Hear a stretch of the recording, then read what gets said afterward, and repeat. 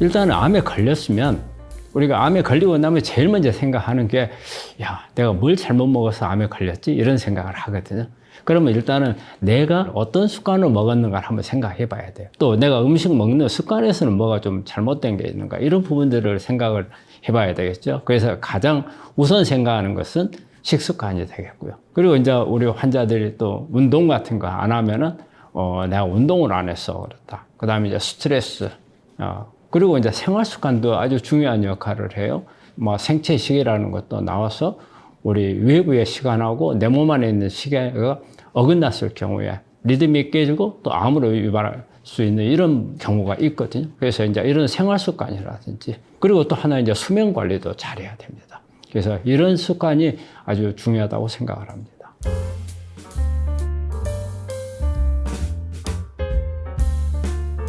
네, 우리 이제 항암을 하게 되면 환자들이 이제 항암을 잘 받아야 되고 잘 이겨내야 되기 때문에 일단은 첫째는 면역을 잘 올려주는 음식을 우리 환자들이 선호하죠. 면역을 올리는 음식으로는 저는 항상 고구마를 제 1번으로 꼽아요.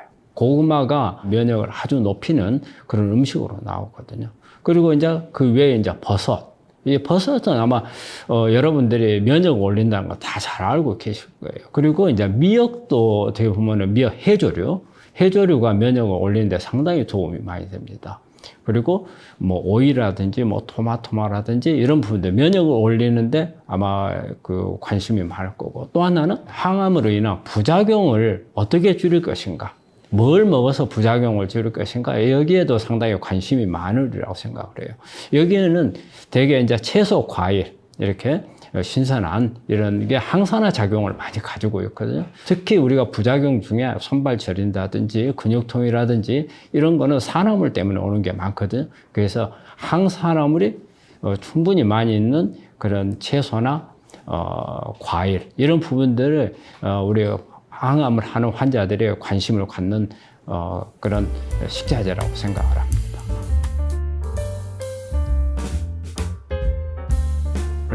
일반적으로 우리 이제 항암을 하는 환자들이 제일 생각을 하는 게 잘 먹어야 된다 생각을 하거든요. 그래서 잘 먹어야 되는 것을 단백질을 잘 먹어야 된다. 그럼 어떤 단백질을 잘 먹을 건가? 되게 뭐 1차로 꼽는 게 육류를 꼽죠. 소고기, 돼지고기, 염소, 뭐 양고기, 막 이런 걸 많이 꼽는데 이게 좀 잘못되어 있는 부분이에요. 그래서 우리 육류는 대개 사육을 하기 때문에 여기에는 여러 가지 암을 성장하는 데 도움을 줄 수 있는 성분들이 많이 있기 때문에 육류나 이런 부분보다는 우리가 식물성에서 단백질을 섭취하는 게 좋다고 봐요. 대개 이제 콩 같은 거, 그리고 이제 견과류 같은 거, 이런 부분에서 섭취를 하는 게 좋고, 탄수화물이나 지방보다는 우리가 이제 비타민이나 미네랄 쪽에 관심을 더 많이 가져야 됩니다. 그래서 비타민은 특히 이제 비타민 C라든지 그다음에 비타민 B계통, 항암으로 인해서 손상된 세포를 재생을 하고 또 많이 만들어지는 산화물들을 억제할 수 있는 그런 부분들, 그리고 우리가 세포를 활성화시키고 세포 안에 탈수가 되면 안 되거든요. 그래서 이런 부분들을 막기 위해서는 미네랄이 중요해요. 그래서 우리 단백질에 대해서는 균형 있고 적절하게, 양을 많이 한다 해서 단백질이 좋은 게 아닙니다. 그래서 단백질이 중요하고, 그리고 비타민, 미네랄이 중요하고, 그리고 또 하나 한다면 물을 잘 마셔야 됩니다. 고구마는 저는 제가 꼽는 항암 음식은 제 1번으로 고구마를 꼽거든요. 그런데 이게 저만의 그게 아니고 나사에서 우주에 나가서 먹을 수 있는 음식에 가장 좋은 음식 중에 하나로 꼽은 게 고구마거든요. 고구마 안에는 그 다양한 암을 억제하는 성분들이 들어있어요. 그리고 면역을 높이는 성분들이 들어있어요. 그래서 여기에 가장 많은 것은 우리가 이제 그 안토시아닌이 많이 들어있죠. 우리 안토시아닌은 암을 일으키는 유전자들을 끄는 역할을 해요. 유전자들을. 예, 그래서 세포 자살도 시키고 신생혈관도 억제를 하고, 그다음에 줄기세포로 가는 이런 유전자들을 차단하는 그런 기능이 있어서 그 안토시아닌이 아주 중요하거든요. 그리고 이제 그 베타카로텐, 비타민 A 계통이죠. 베타카로틴도 많이 있고, 그리고 고구마 안에는 그 이뉼린이라는 식이섬유가 많이 있어요. 그래서 이 식이섬유가 장 기능을 개선을 하고 또 장 기능이 개선됨으로써 면역이 올라가거든요. 그리고 변을 보기 좋게, 우리가 항암하면은 변비 같은 게 오는 경우가 많거든요. 이런 부분들 해결해 줄 수 있는 그런 이뉼린이 많이 들어있고, 또 우리 고구마를 다른 말로 이런 말을 표현을 해요. 알칼리성 식품이라는 말을 하거든요. 왜냐하면 칼륨이 아주 많아요. 우리 몸 안에서 칼륨은 우리 세포 안에 물을 가두는 역할을 해요. 그래서 세포 탈수를 막아주는 역할을 하거든요. 그리고 세포 주변에 산성화가 되어 있는 것을 알칼리성으로 만들어줄 수 있는 가장 중요한 게 이런 고구마거든요. 가장 중요한 음식이라고 설명을 드리고 있습니다.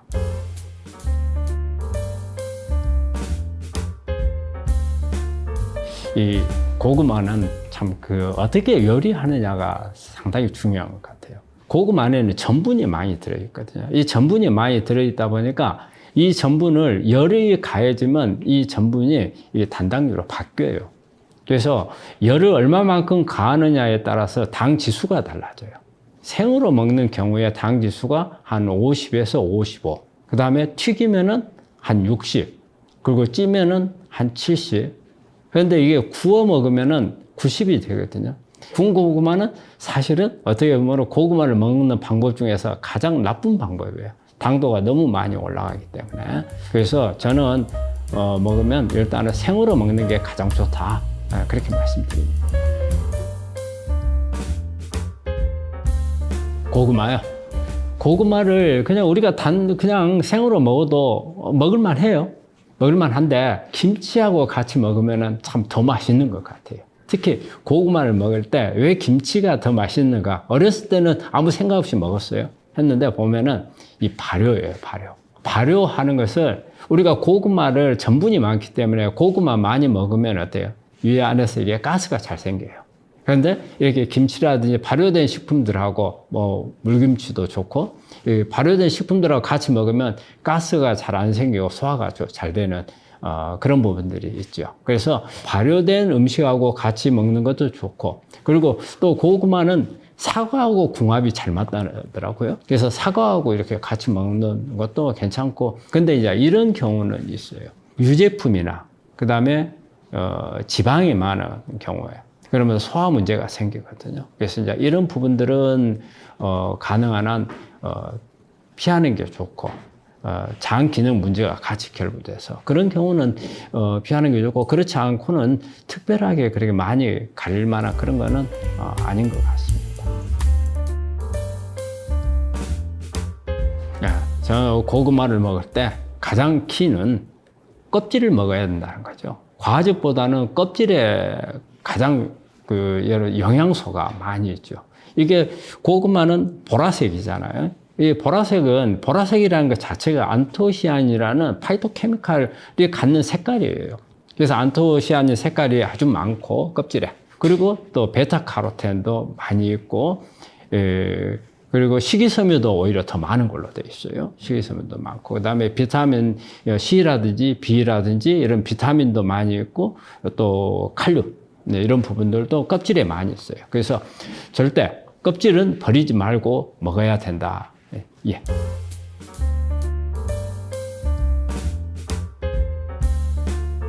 원래 이제 고구마는 어떻게 보면 이제 뿌리 식물이잖아요. 뿌리 식물이기 때문에 흙 속에 가려지지만, 원래 고구마가 크게 농약이나 그다음에 이제 어떤 비료에 그렇게 큰 영향은 안 받는데요. 그래서 농약을 안 하더라도 잘 크는 식물 중에 하나라네요. 그래서 고구마는 그렇게까지 크게 농약이나 이런 부분에 대해서 걱정을 안 해도 되는데, 환자분들 같은 경우는 예민하잖아요. 그래서 가능한 한 유기농을 이용을 하는 게 좋겠고, 껍질이 워낙 얇기 때문에 상처가 잘 나거든요. 그래서 상처가 잘 나기 때문에 그런 농약에 대한 부분들은 좀 더 신경을 쓰는 게 좋겠죠. 그리고 세척을 아주 잘해야 되거든요. 그래서 그런 부분을 보자면은 농약에 대한 것은 조심을 좀 해야 될 것 같아요.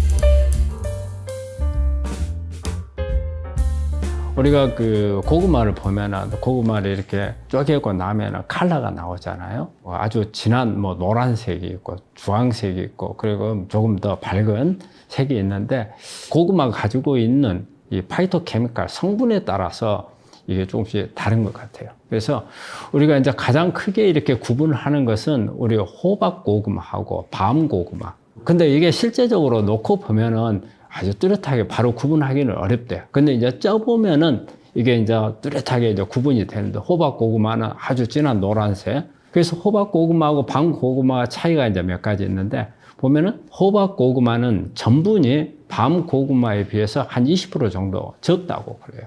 전분이 적다는 것은 당 지수가 낮다는 거거든요. 우리는 고구마를 먹더라도 가능한 당 지수는 높지 않는 게 좋거든요. 안에 있는 그 색깔, 노란색이 베타카로틴이라는 성분이에요. 고구마나 귤 같은 거 많이 먹으면 손 노래지거든요. 노래지는 게 이제 베타카로틴이라는 이제 비타민 A 계통의 성분인데 이게 면역도 올리고 항암에도 아주 좋은 그런 성분인데 이 호박 고구마에는 이제 그게 더 많이 들어있고 그리고 호박 고구마에 식이섬유도 훨씬 더 많이 들어있어요. 칼륨이라든지 미네랄도 더 많이 들어있어서 실제 건강에는 호박 고구마가 좋은 걸로 되어 있어요. 그래서 고구마도 보면은 이런 컬러별로 심혈관 질환이라든지 면역 증진을 위한다든지 이런 경우에는 호박 고구마가 도움이 될 것 같다는 생각을 합니다.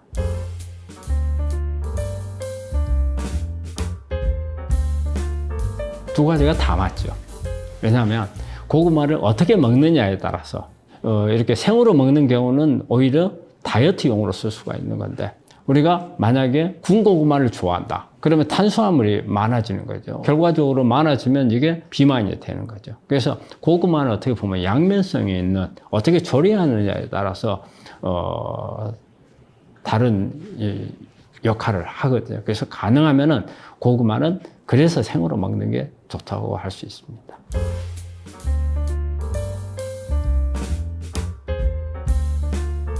이 고구마는 너무 많이 먹는 것은 좋지는 않아요. 어쨌든 많이 먹게 되면은 혈당 수치가 올라가기 때문에 보통 한 개 정도 하루에 사이즈가 크지 않는 거 한 개예요. 사이즈가 크면 반 개가 되는 거고 그렇죠. 아주 작은 거면 뭐 두 개가 되는 건데 중짜리로 해가지고 하루에 한 개 정도가 가장 적절하다고 생각합니다. 당뇨가 있는 경우에는 아까도 얘기했지만 어떻게 먹느냐예요. 생으로 먹는 게 도움이 될 거고 그런데 만약에 찐 거라든지 구운 거라든지 이런 경우에는 당지수 많이 올리니까 당뇨 환자들한테는 절대 그렇게 먹어서는 안 되겠죠.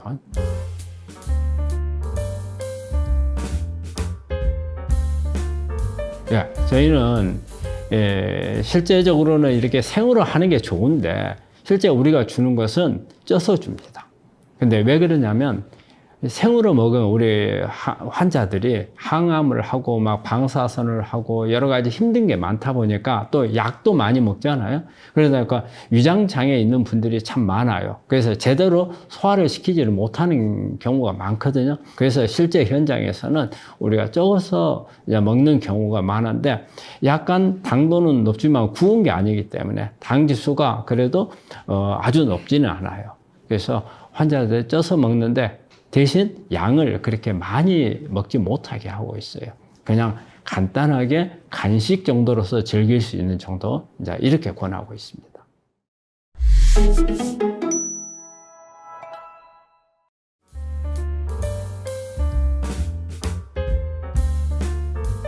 우리 뿌리 채소는 일반적으로 우리가 채소라든지 아니면 나무라든지 과수나무 이런 부분에 열매가 열리거나 했을 경우에 그 자체에 저장을 하는 경우도 있겠지만 영양소를 뿌리에다가 저장을 하는 경우가 많거든요.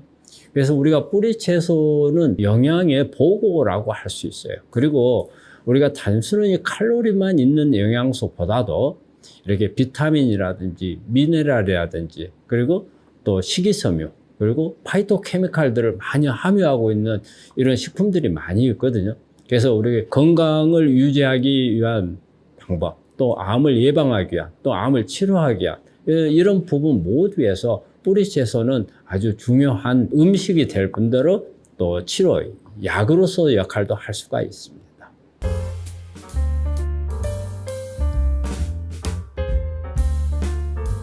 되게 이제 모든 이렇게 식품들은 제철이 있더라고요. 근데 우리 당근 같은 경우는 1년에 2번 재배를 하더라고요. 그래서 봄에 재배한 것은 7월 달에 나오고 가을에 재배한 것은 10월 달에 보관도 잘 되고, 그래서 사계절 제철 음식으로서 먹을 수 있는 것은 당근이 아닌가 생각을 합니다.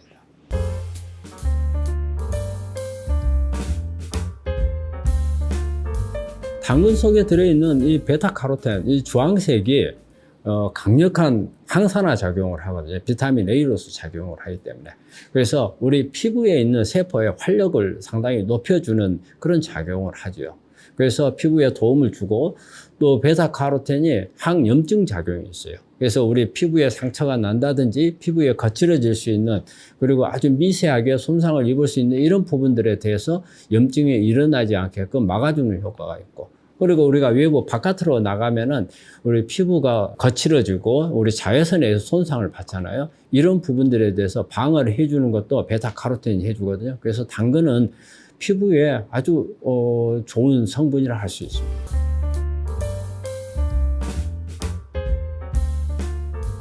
당근에서 가장 중요한 것은, 우리 당근에 보면 주황색이잖아요.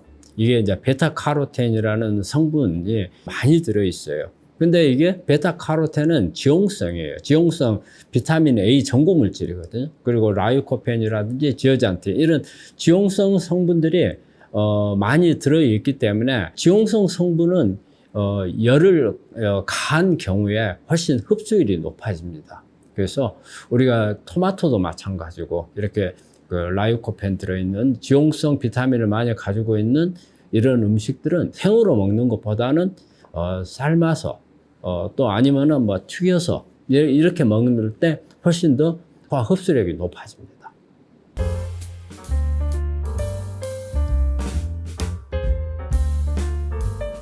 아니요, 괜찮습니다. 우리 베타카로텐을 많이 먹게 되면 우리 보통 이제 손바닥이 노래지죠. 와가지고 내가 황달 왔다고 그러는데 그거 황달이 아니거든요. 베타카로텐 때문에 그래요. 비타민 A는 과량이 우리 몸에 들어오면 여러 가지 부작용들이 발생을 합니다. 그런데 베타카로텐은 비타민 A가 아닌 전고 물질이어서 과량을 먹더라도 몸에 크게 해롭지는 않습니다. 그리고 중단을 하면은 바로 몸에서 다 빠져나가기 때문에 우리 정상 피부로 돌아옵니다.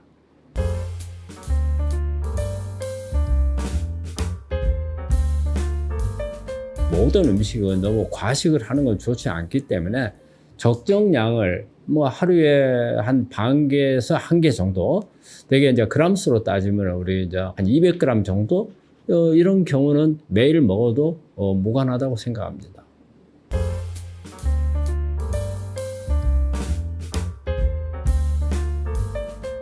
당근이 다른 이렇게 채소나 야채들하고 비교해서 지용성이 많아요. 베타카로텐 그 자체가 지용성이거든요. 그래서 이런 지용성이 있는 식품들은 우리가 그 농약이라든지 제초제라든지 이런 것도 다 지용성이거든요. 이걸 흡수해버릴 가능성이 많아요. 그래서 가능하면 당근만큼은 유기농을 하는 게 좋으리라고 봐요. 근데 유기농을 다 못한다 그러면 농약을 하지 않는, 뭐 제초제나 농약을 하지 않는 무농약 제품 정도로는 하는 게 좋겠다는 생각을 합니다.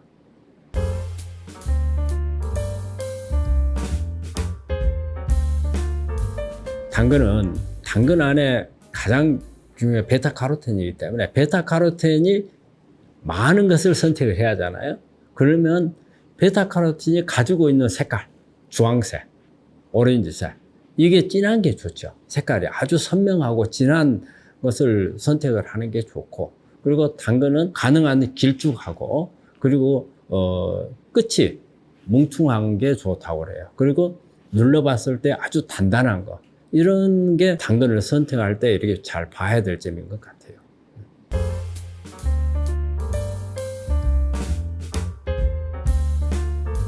보랏빛 나는 이 자색 당근이 이 자색이 안토시아닌이라는 파이토케미칼 성분이거든요. 근데 이 안토시아닌은 우리가 이제 블루베리라든지 딸기 이런 데 많은데 강한 항산화 작용을 가지고 있고요. 그리고 항암 작용을 가지고 있고 면역을 올리는 기능도 있고요.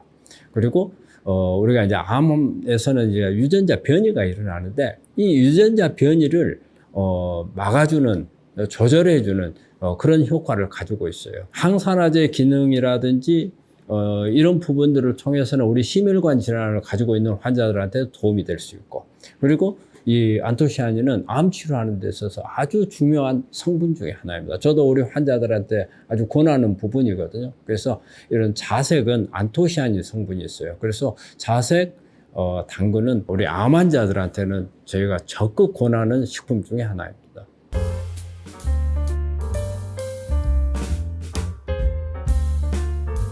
우리 항산화는 우리 몸 안에 모든 부분에서 염증을 일으키고 여러 가지 문제를 일으키는 것에 있어서 이 산화물들이 작용을 하기 때문에 항산화제가 작용을 하는 경우는 우리 심혈관 질환, 이 혈관 질환에도 산화물들이 많게 되면 뭐 동맥경화도 일으키고 고지혈증도 일으키고 수많은 질환들을 일으키기 때문에 심혈관 질환, 뇌혈관 질환, 그리고 세포막의 손상을, 염증을 일으켰을 때 이런 항산화제는 이런 만성 대사성 질환을 억제하는 힘이 있거든요. 그래서 자가 면역 질환, 뭐 류마티스 관절염이라든지, 그리고 아토피, 천식이라든지 이런 부분들도 항산화제로서 치료가 가능하고요. 그리고 암도 마찬가지죠.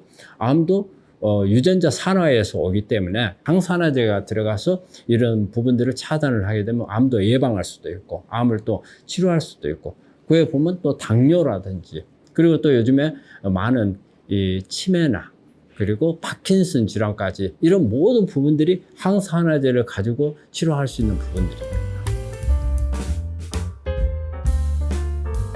당근 속에 비타민C를 이렇게 파괴할 수 있는 아스코르빈나제라는 이런 효소가 있어요. 그래서 이걸 같이 비타민C가 함유가 많이 돼 있는 이런 음식들하고 같이 먹으면 비타민C를 파괴로 인해서 약간 우리가 섭취할 수 있는 비타민C 양이 줄어들 수 있죠. 그래서 우리 보통 오이라든지 그다음에 무, 배추, 그다음에 시금치, 뭐 깻잎 이런 부분들이 비타민C가 아주 많은 음식들이거든요. 그래서 이런 경우는 같이 섞어서 섭취하는 것은 조금 피하는 게 좋고, 따로따로 먹으면 상관이 없습니다.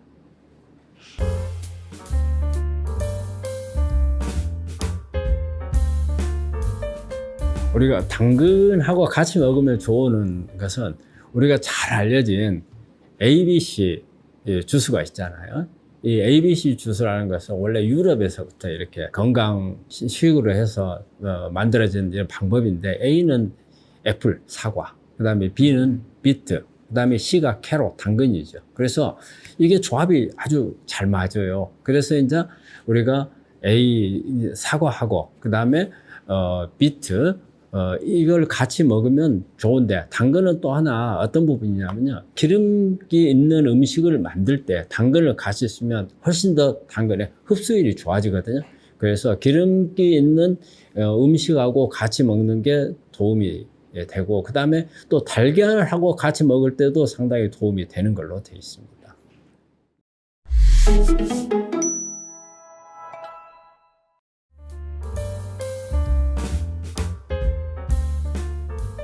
우리가 1960년대, 50년대 이럴 때는 감염성 질환이 엄청 무서웠죠. 뭐 폐결핵이라든지 폐렴이라든지. 근데 요즘에는 이제 워낙 약들이 좋은 게 나와서 그런 부분들이 별로 없는데, 요즘에는 너무 잘 먹어서 문제죠. 잘 먹는 것 때문에 생기는 병들이 이제 가장 큰 문제가 된 거죠.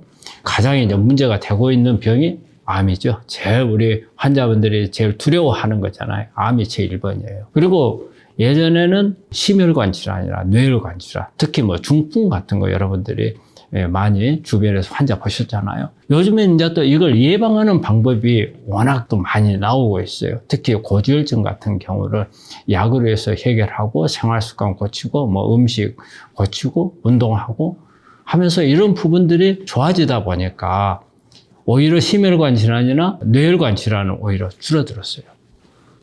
그런데 이제 많아진 것은 암이나 대사성 질환으로서 오는 자가면역 질환 같은 거, 이런 게 이제 요즘에는 오히려 많아지고 있는 추세죠. 그래서 이렇게 의학이 발달하는 것에 따라서 이렇게 유행하는 병도 많이 달라져요. 그래서 요즘에는 암이 어떻게 보면 제1번입니다.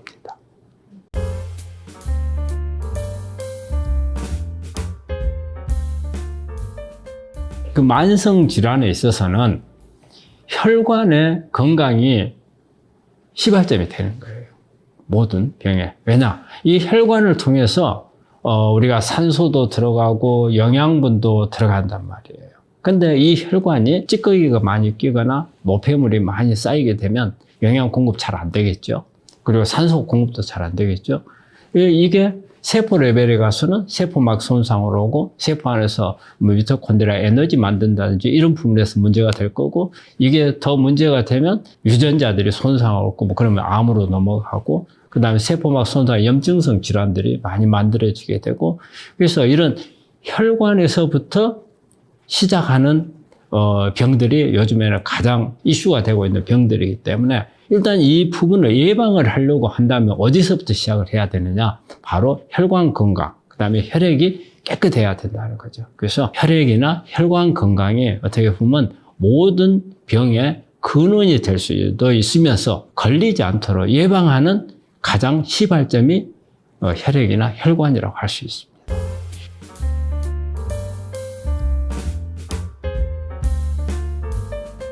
혈액은 일단은 가장 좋은 건 어때요? 깨끗해야 하잖아요. 찌꺼기가 안 껴야 하잖아요. 그러려면 어때요? 우리가 음식에서부터 시작을 해야죠.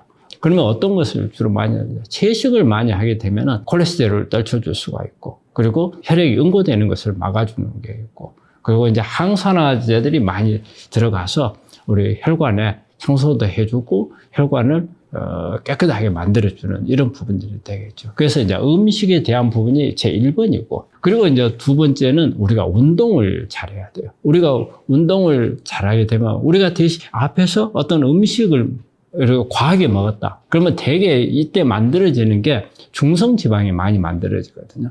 이 중성지방이 나중에는 고지혈증을 유발하는 원인이 되거든요. 우리가 운동을 해서 빨리 에너지를 써버려야 돼요. 남게 되면 저장을 하는 거잖아요. 그렇기 때문에 남지 않게끔 해야 되기 때문에 운동을 잘 해야 되고, 어떤 스트레스라든지 이런 부분도 영향을 줘요. 스트레스 같은 경우에는 우리가 스트레스 받으면 폭식하는 분들이 있잖아요. 폭식하게 되면 결과적으로는 어때요? 고지혈증을 야기를 해서 혈관에 나쁜 영향을 주게 되죠. 그리고 수면도 중요해요. 수면도 중요한 게, 우리가 잠을 잘 자면은 우리가 음식이라든지 입맛이라든지 이런 부분들도 좋아지기 때문에 우리가 건강하는 것을 찾게 돼요. 근데 우리가 잠을 잘못 자면 짜증이 나게 되고, 그러면 되게 단 음식이라든지 탄수화물 위주 쪽으로 가버리는 경우가 많거든요. 그래서 이런 습관들이 어떤 건강을 해칠 수 있는 그런 부분들이거든요.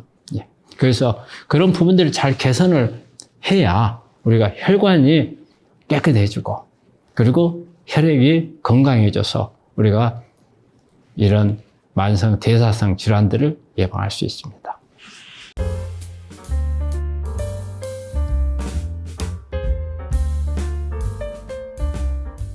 이 혈관 건강에 가장 좋은 거는 일단은 칼로리가 낮은 음식이 제일 좋아요.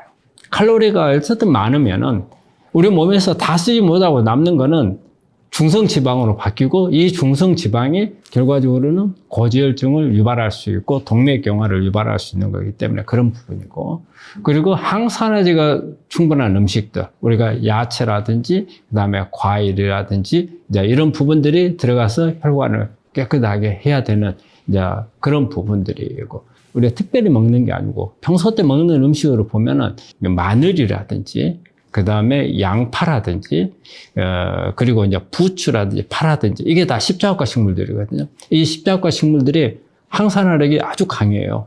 그래서 이런 부분들을 먹게 되면은, 혈관이나 혈액의 건강을 아주 유지하는 데 도움을 많이 주죠.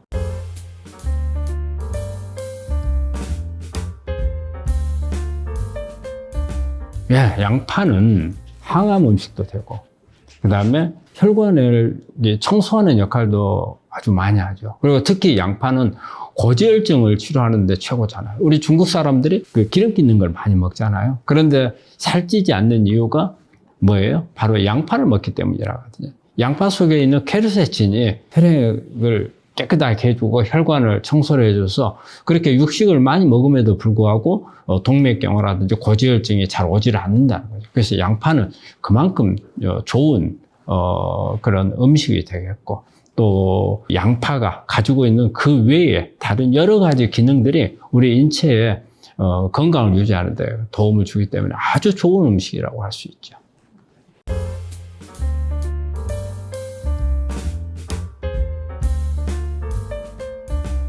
양파 같은 경우는 우리가 생으로 먹느냐, 익혀서 먹느냐에 따라서 약간 효과가 달라요.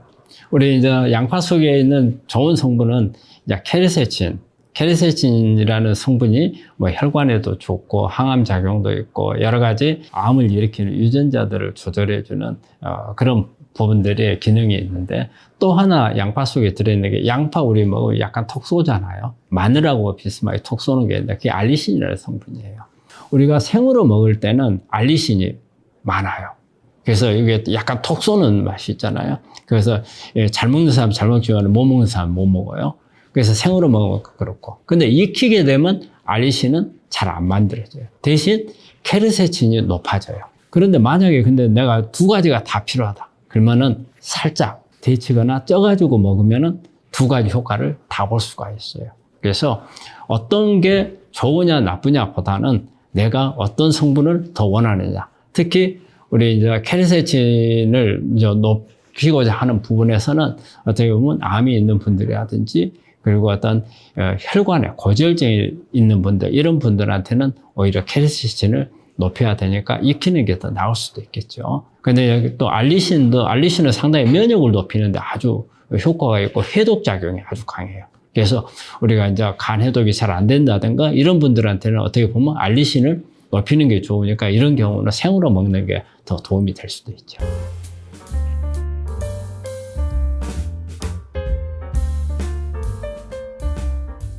양파는 이 매운맛이 그 알리신이라는, 우리 마늘 매운맛이나 십자가 식물은 다 그런 성분들이 있어요.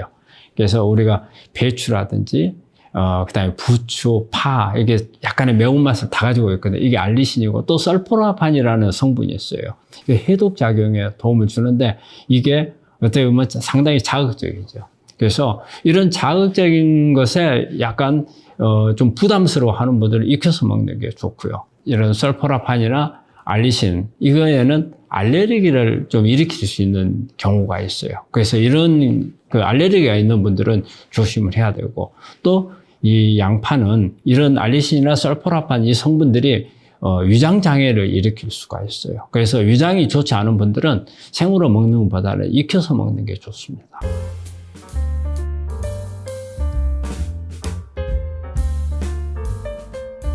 아마 제일 하는 부분이, 우리 일반인들 주부들이 양파 요리를 할 때 대개는 껍질을 많이 벗겨버리잖아요. 껍질을 다 벗겨버리고 안에 있는 하얀 거, 보기 좋은 걸 가지고 요리를 하는데 사실 그게 아주 안 좋죠. 그 껍질의 가장 큰 영양소는 그 안에 들어있는데, 그래서 껍질을 먹을 수 있는 방법을 찾아야 되고, 그래서 껍질이 중요하고요. 그리고 뿌리, 양파 뿌리도 영양분이 참 많거든요. 근데 되게 뿌리도 다 잘라서 버리잖아요. 그래서 양파를 먹을 때는 절대 껍질, 그 다음에 뿌리는 버리지 말고 같이 드시는 게 주부들이나 양파를 드시는 분들이 생각하지 못했던 부분이 아닐까 생각합니다.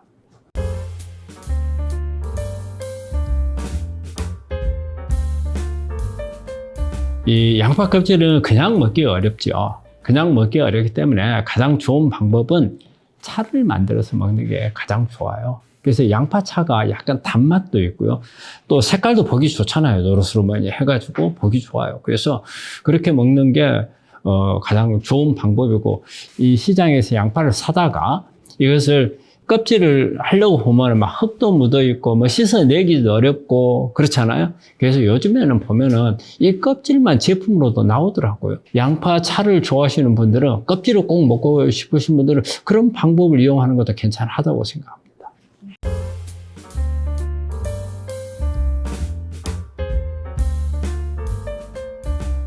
제일 양파가 좋은 건요, 혈관.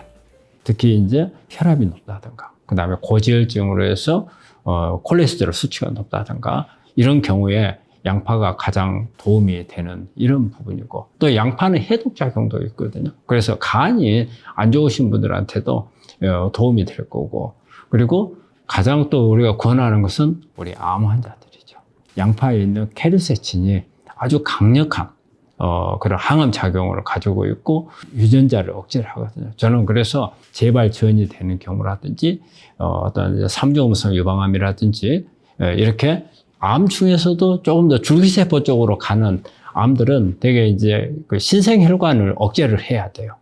신생혈관이 계속 만들어지면서 영양 공급하고 해서 암이 빨리빨리 크거든요. 그걸 차단하는데 가장 좋은 방법이 저는 양파라고 생각을 해요. 그 외에도 이제 몇 가지가 있어요. 포도씨 속에 있는 레스베라트롤하고 그 다음에 사과 껍질에 있는 피세틴하고, 저는 그래서 요 세 가지를 항상 한 세트로 해가지고 주문을 해서 복용토록 하거든요. 그만큼 양파는 우리 암에 중요하고, 암 중에서도 재발전이암, 그리고 3중음성 유방암이나 폐암이나 간암, 좀 이 암 중에서 좀 애우가 안 좋은 암들한테는 양파를 적극적으로 권합니다.